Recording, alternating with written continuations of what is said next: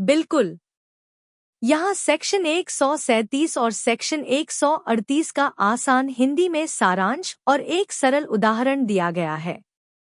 धारा 137 मुख्य परीक्षा, जिरह और पुनः परीक्षा, इंडियन एविडेंस एक्ट।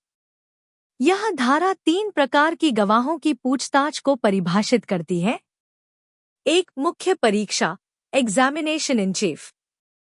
गवाह से सवाल उस पक्ष द्वारा पूछे जाते हैं जिसने गवाह को बुलाया है।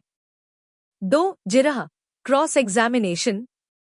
गवाह से सवाल विरोधी पक्ष पूछता है ताकि उसकी गवाही की सच्चाई को परखा जा सके। 3, पुनः परीक्षा, री एग्जामिनेशन। यदि जिरह के दौरान कुछ बातें स्पष्ट नहीं रहीं, तो मूल पक्ष फिर से गवाह से पूछ सकता है, लेकिन केवल उन्हीं बातों तक सीमित जो जिरह में उठी थी। नए तथ्य नहीं लाए जा सकते। धारा 138 पूछताछ की क्रमबद्ध प्रक्रिया। यह धारा गवाह की पूछताछ का क्रम तय करती है। 1, पहले मुख्य परीक्षा होती है। 2, फिर जिरह होती है। 3, और जरूरत होने पर पुनः परीक्षा। मुख्य बिंदु। पुनः परीक्षा केवल जिरह में उठे मुद्दों को स्पष्ट करने के लिए होती है। यदि पक्ष कोई नई बात पुनः परीक्षा में लाना चाहता है, तो उसे कोर्ट की अनुमति लेनी होती है और विरोधी पक्ष को उस पर पुनः जिरह करने का अधिकार होता है।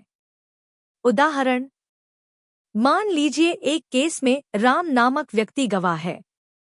मुख्य परीक्षा में सरकारी वकील राम से पूछता है, क्या आपने देखा कि आरोपी रिश्वत ले रहा था?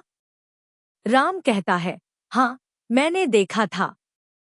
जिरह में विरोधी वकील राम से पूछता है, आपने कितने बजे देखा? राम कहता है, शायद दोपहर 2 बजे, पक्का याद नहीं। अब यदि सरकारी वकील फिर से राम से पूछे, क्या आप अब यह कह सकते हैं कि वो ठीक 2:05 बजे था, और कोई नया सीसीटीवी फुटेज दिखाए, तो यह पुनः परीक्षा नहीं बल्कि फर्दर चीफ एग्जामिनेशन माना जाएगा, जो एविडेंस एक्ट के अनुसार अनुचित है, क्योंकि इससे गवाह की गवाही को सुधारने की कोशिश की जा रही है।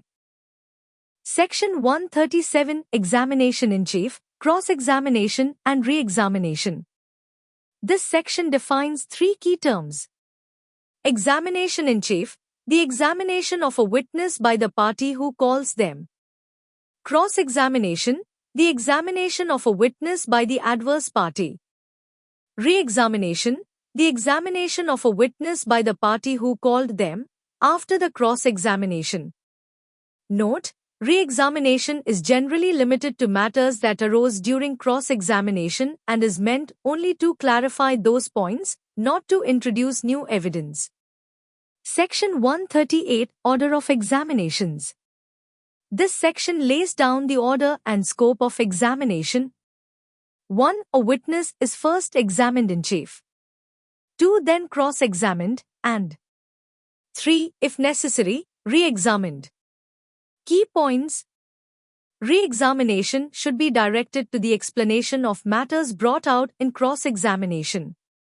If the party wants to bring in new matters during re-examination, they can do so only with the court's permission, and the adverse party must be allowed to cross-examine the witness on those new matters.